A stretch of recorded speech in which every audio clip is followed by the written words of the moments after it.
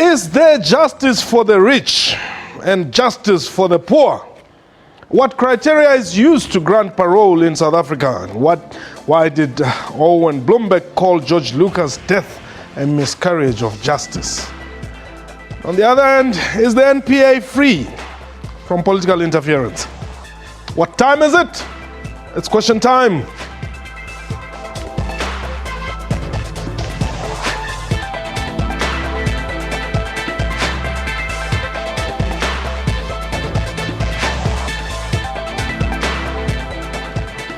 Hello and welcome to the show. My name is Mpo Seidu. In 1996, Eugene de Kock was sentenced to 2 life terms and a further 212 years for his apartheid-era atrocities. But was released on parole earlier this year after serving 20 years of his sentence. In 2005, Schabir Shaik was sentenced for 15 years in prison for fraud, but only spent 2 years in prison before he was released on medical parole after being extradited to South Africa last year to stand trial for the 2010 murder of Teasers boss Lolly Jackson. Cyprus-born George Louca succumbed to terminal lung cancer last month after his lawyer's numerous pleas for medical parole were turned down. Just over 2 weeks after Louca's death, Clive Derby-Lewis was granted medical parole after serving 20 years of his life sentence for his role in the murder of SACP leader Chris Hani in 1993. But what are the conditions for granting parole in South Africa? A reminder that this is a live program, and therefore you can call us and air your views on the following numbers: 089-110-4210 if you're outside the borders of South Africa. The number to dial is 002789. 110-4210. Our Twitter handle @QuestionTime24. Let's hear what you have to say. My guest today, Owen Bloomberg, is a lawyer, and from our Pretoria studios is Professor Shadrack Guto, who is a constitutional law expert. Prof, welcome, and let me welcome you on as well. Thank you very much. Pleased to meet you. Thank you. All right, let's get something clear here.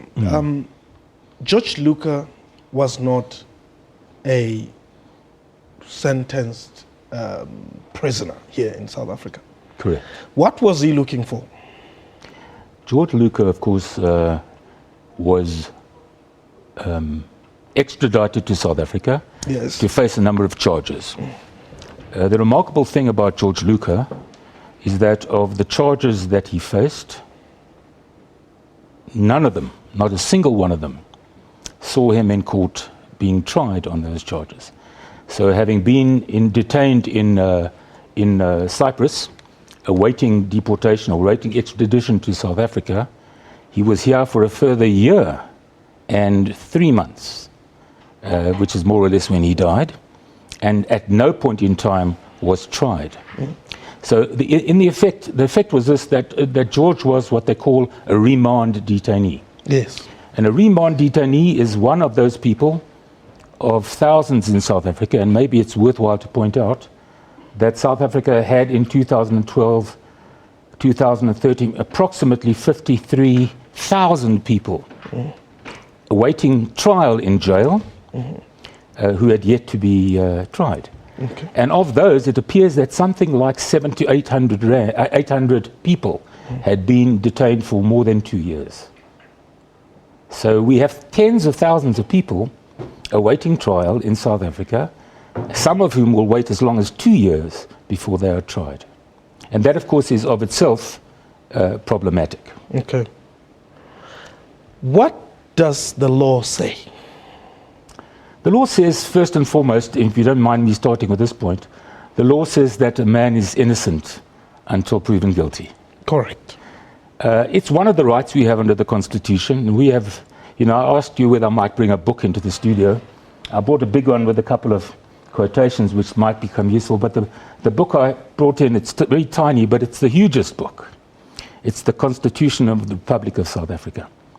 And what we often seem to forget is that this extraordinary piece of work provides rights for people such as George Louca, and indeed those who have already been sentenced. Maybe the most important right it refers to, I forgot to bring my glasses, it says, everyone has an inherent dignity and the right to have their dignity respected and protected. If I may say so, inherent dignity means it's a permanent condition. It's an inherent condition. It's not a condition that may be thrust aside because of the deprivation of that person's freedom. Everybody has the right to dignity. The second most important right is the right to life. But dignity trumps that, because at the end of the day, we cannot guarantee a person a life, we cannot stop him from dying, but we can ensure that those who are going to die in jail, whether they die before their trial or after they've been convicted, and if they are going to die, are in a position to die in a dignified fashion. Okay. And that is the common denominator between the two cases that you referred to, the Derby-Lewis case and, of course, the George Louca case. Okay. Prof, let me bring you in here. What does the Constitution say in detail here? Do you then say, George Louca, we cannot give you parole, you're not sick enough or you're not ill enough, or did he deserve to get that facility? I'm not even sure. Perhaps before I even come to you, Prof, let me just quickly get this clear. What were you saying? Were you saying Louca must be released? There were two provisions in the, and I'm sure the Prof will correct me on this point, he's a master in this arena. Yeah. But the two specific provisions that were amended in 2011 and 2012 really came into effect in 2013. And those two provisions dealt with remand detainees, the right of them to be released, and amendments to Section 79 of the Prison Services Act, which changed the law as it had hitherto been in relation to the release of people on parole who had already been convicted. So, but both of them essentially make reference to the same principle. Mm-hmm. I'm sure the Prof will have something to say about that. Okay. The only difference is one has been sentenced, mm-hmm. one has yet to be sentenced. Mm-hmm. Both of them are ill, both of them are possibly terminally ill and on their last legs. Okay. I want us to take a quick break. We'll go to the Prof only after the break. This is question time. A reminder that please give us a call. The number to dial is 089 110 4210. And if you're outside the borders of South Africa, 002789 110 4210. This is question time. We'll be right back.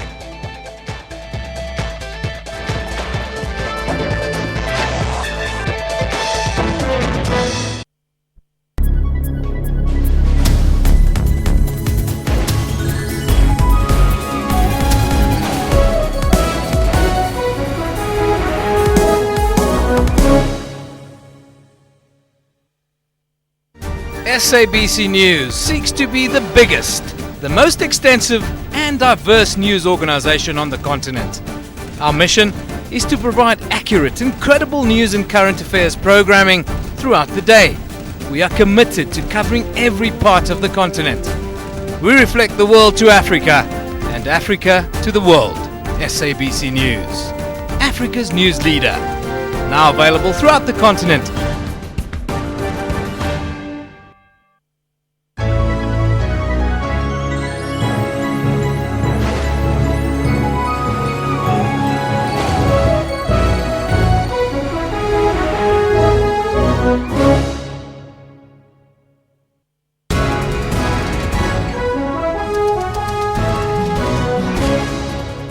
Scientists are confident they have found the source of the outbreak, a bat colony in southeastern Guinea. Meanwhile, a US drug manufacturer has announced that it has started clinical trials of an experimental Ebola vaccine. And this is the first examination in the country to have that high level of quality. And for us as a province to be number one is indeed exciting. Another test victory. Victory number 2 in this series, punched away for 4. Brent crude oil that we import for our fuel falling below $50 a barrel today. Now that's for the first time in about 5.5 years. The Lagos skyline is a static scene, but on the streets of Nigeria's capital, change is afoot. This is now Africa's biggest economy. For all your business news, stay tuned to your favorite channel, SABC News, at 1 Monday to Friday.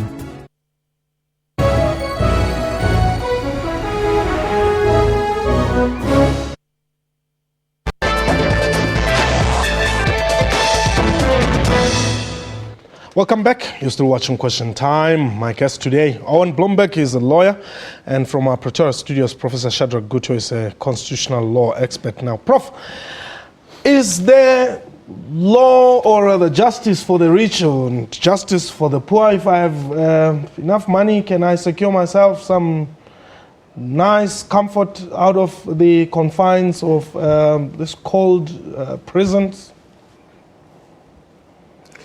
Well, I think to start with, from what you have been discussing so far, one can start by saying that in law, we do have certain norms and standards, and indeed one of the sayings that we have is that justice delayed is justice denied. Yes. And the case we are dealing with of Lucas is one where justice is denied. And if it is true that we have so many people waiting in prison for trial, it is something that needs to be looked at, because it really already punishes people who are still innocent. And we need to speed that up. So that's the first. The second is really to say here that the Constitution does guarantee rights for the accused person, including that which require that the cases be dealt with speedily but properly. Thirdly, I would say that the question then comes of money. When you are dealing with money, people with big money do hire very powerful lawyers, and a lot of them who are able to discuss together, to be able to advise each other, to be able to really extend arguments endlessly and stretch the law and look at all the loopholes. People who have very little may have lawyers, but few of them, and sometimes they do not have really some of the best lawyers that they can get. Okay. So from that point of view, just equality before the law become tilted because judges are not there really to assist the weak party, even though they ought to be conscious of that. But they are there to listen to the argument, the evidence, the cross-examination, and so on and so forth. So that is where people with big money normally get away with it. But sometimes they get away also lightly by having certain plea bargains and so on and so forth. Okay. And I think that is unfair, because it doesn't show that there's equality before the law, and that's a major principle that ought to be driven into the minds of society as a whole. Now, Prof, who has the right to get parole? Well, if you are a prisoner and you are in jail and you have served a particular portion of your sentence, and you are of good behavior while you are in jail, you have a right to apply for parole, ordinary parole, because you have shown that you are behaving properly, you are not going to be a danger to society, and so on. But the other aspect of application for parole is that on medical grounds, and I think this is where there has been a lot of problems of the three cases we are dealing with. Yes. Where Lucas died in jail, Schabir Shaik was released after serving a very short period in prison, and he is still alive, and from news that occasionally come out, he seems to be, he was not terminally ill, and so on, whereas Lucas was, and he was refused parole. Then you have, of course, cases as those of Derby-Lewis, who I believe that the judge was correct really in directing that he should be given parole. He should be released on parole because according to medical reports and the assessment by the medical parole board, he should have been given that. So the minister acted irrationally. And I believe that all these do point to the fact that maybe Derby-Lewis was being punished because of the person he killed. Okay. And how that person is held as a hero in society. Yeah. All right, hold the thought there, Prof. Kenny, you're calling us from Meredale. Welcome to Question Time. Meneer, there is not any laws for the rich and the poor. It is how well politically you connected. Because if you look at Schabir Shaik, there was nothing wrong with this man. Hypertension can be treated in prison. He got medical parole. If you look at Clive Derby-Lewis, this man is really ill. And I'm a black man, right, for that matter. But the man is really ill.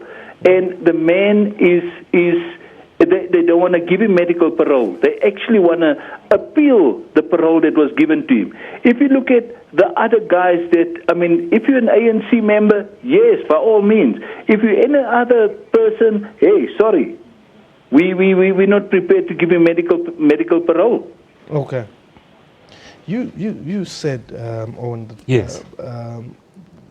George's death was, to use your exact words, you call it what of justice? A miscarriage. A miscarriage of justice.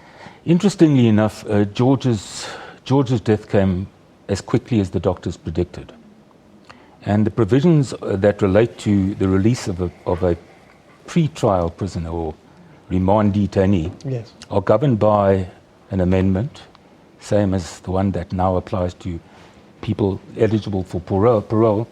But that is an application that's brought by the head of the prison.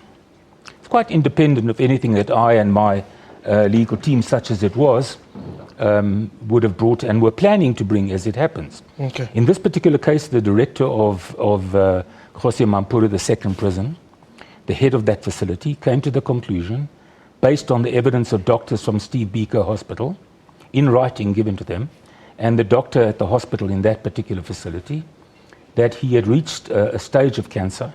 It happens to be stage 4, which is arguably the same as that which Derby-Lewis had.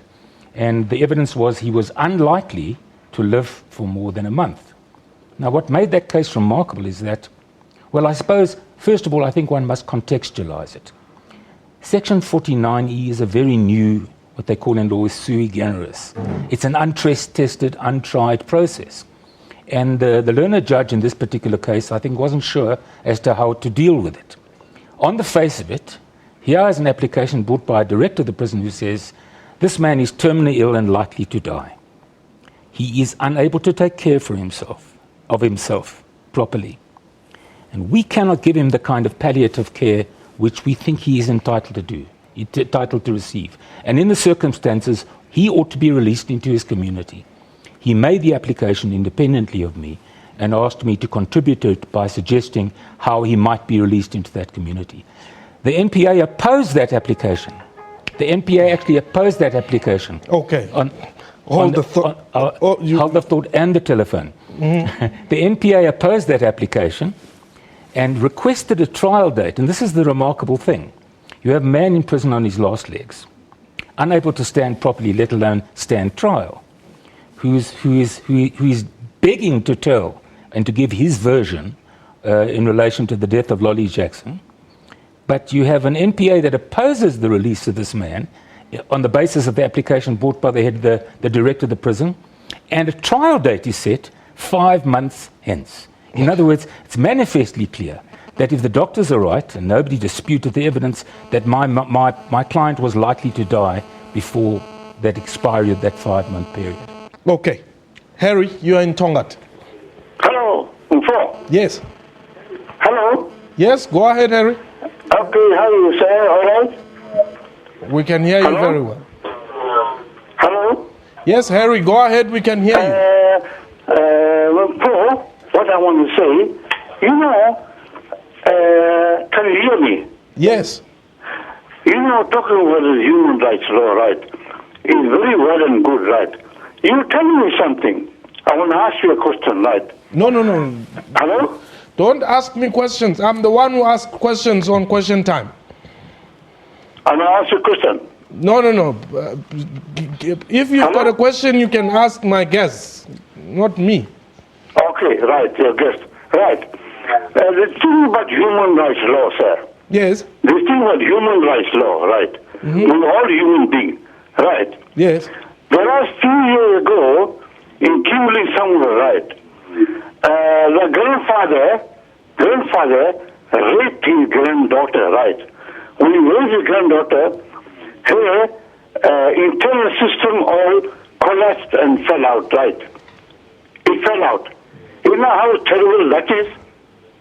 Do you know, does that lawyer or advocate who understand all these things here, that painful thing would happen, right? When I was reading the newspaper, it was how terrible. And this country got human rights law. Do you call that person a human being to do that? Okay. Right. Harry, thank you very much for that contribution you've made. Prof, there's the real law, but there's also the law of public opinion. How is the NPA doing? Well, let me first just briefly comment on what the first caller pointed out. When I said that when you are big money, you are wealthy, I should have added also that when you are powerful, and being powerful does not mean that you are necessarily rich, but you are well connected in society, and political power is in society. So he is correct in indicating that even though Schabir Shaik is rich, of course, but a lot of it also had to do with this connection to the powers that be. The question you are asking here of, if you can just repeat it briefly. The law of public opinion here. Okay. Yes. Public opinion is important because when crime occurs in society and there's wrongfulness in society, society must express itself. And the media is part of the vehicle by which people are able to share the information, to hear what people think and what people really believe and perceptions that are there in society. It's very normal and is there, and people do express themselves. Now, public opinion alone, however, in a court of law, does not sway a judge. Sure. And does not make a judge, convict somebody because there is hostile public opinion or public opinion is this way or that. But it is important and ought to be taken into account, but it is not a decisive or a very important aspect. Okay. So I think also even when there's a judgment which has been passed and the judge may have been very correct, public opinion may still be against that, but judges also sometimes make mistakes. That's why we have appeal system that can correct where a wrong has been done by a judge. All righty. Thanks very much, Prof. A quick one. Yeah. You are not very impressed with the NPA, obviously. No. I'm sometimes impressed by the NPA. I'm peculiarly unimpressed by the conduct of the NPA in this particular matter. Okay. What does it mean? Does it mean that Rodovan walks on that particular charge? The question of whether he walks on this particular charge is not necessarily the major question. Yeah. It's an important question because it's correct to consider whether or not the evidence given by my client in open court or in a secret affidavit that he made, which is another discussion, which only is valid and can be relied upon and can be tendered as evidence in a murder trial against Radovan Krejcir. But there is another question that needs to be asked about Radovan Krejcir in this particular context, and I'm sure the professor might find it quite interesting. My client was brought back on 6 or 7 different charges. In other words, the NPA made an expedition to Cyprus to get my client to come here to face a number of charges, One of them was, and the most significant one, unfortunately, we've run out of time. That's bad news because I had something rather interesting to say. Okay. I'm sure, hopefully that was not power speaking from on high. Okay, no. We've just run out of time, unfortunately. Okay. Prof, thank you very much for the time. That was question time for today. A big thank you to my guest and to you for watching our show.